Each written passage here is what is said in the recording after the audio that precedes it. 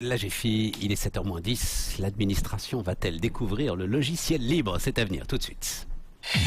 BFM Business, numéro 1 sur l'économie.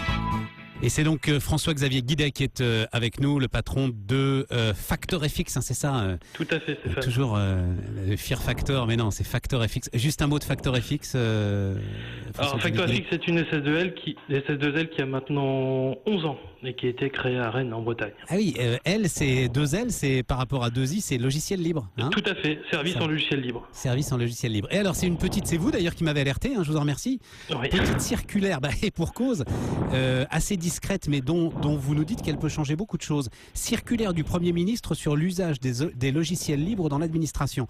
D'abord, elle date de quand cette circulaire et qu'est-ce que vous en attendez? Elle est sortie la semaine dernière, c'est vrai que c'était assez discret.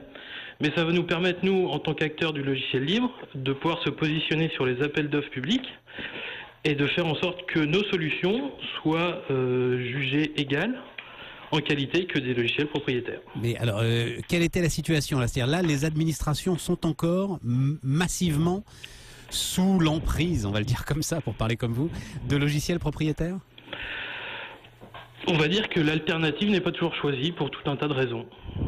Oula. On va dire ça comme ça. Voilà une phrase qui a une odeur de langue de bois. En fait, il y a un vrai vivier. Il y a eu le petit silence avant. Hein, qu'est-ce qui se passe? Ouais, c'est ça. C'est dur pour vous de négocier dans les. On sait que les appels d'offres publics sont compliqués. Hein. Oui, ça, c'est compliqué. Ouais, ça, on c'est sûr. Et donc, c'est particulièrement compliqué quand on veut essayer de promouvoir le logiciel libre. C'est d'autant plus compliqué que c'est une alternative qui existe sur le marché depuis maintenant bien longtemps et qui avait toujours du mal à percer pour tout un tas de raisons, qui étaient soit politiques, soit techniques. Mais maintenant, je pense qu'avec cette circulaire, ils enfoncent le clou en disant voilà, maintenant c'est une alternative. Et ou peut-être que le business model des logiciels libres n'était pas compris.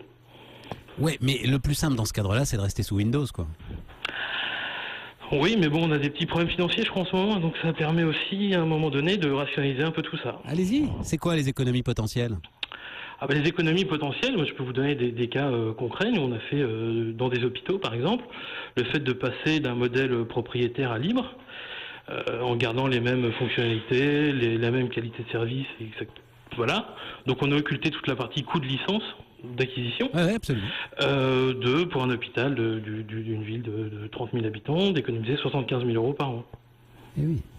Donc vous mettez ça sur un contrat de 3 ans, ça pèse au bout. Oui. Et si tout le monde fait ça sur tous les logiciels et dans tous les organismes publics, on arrive, à mon avis, à des leviers qui sont énormes, quoi. Bon, c'est intéressant, hein. C'est intéressant parce qu'en fait... Allez-y, François-Xavier. Parce qu'il y a vraiment des vrais leviers techniques et des énormes leviers financiers derrière ça. Je pense que leur réflexion, elle est, au début, je pense, vraiment financière, mais s'ils ont cette réflexion-là, c'est qu'ils doivent avoir aussi quantifié de leur côté les économies réelles. C'est ça. François-Xavier Guidet, donc, qui est le patron de FactorFX. Merci beaucoup d'avoir été avec nous. Merci Stéphane. Jusqu'à 9h, Good Morning Business, Stéphane Soumier.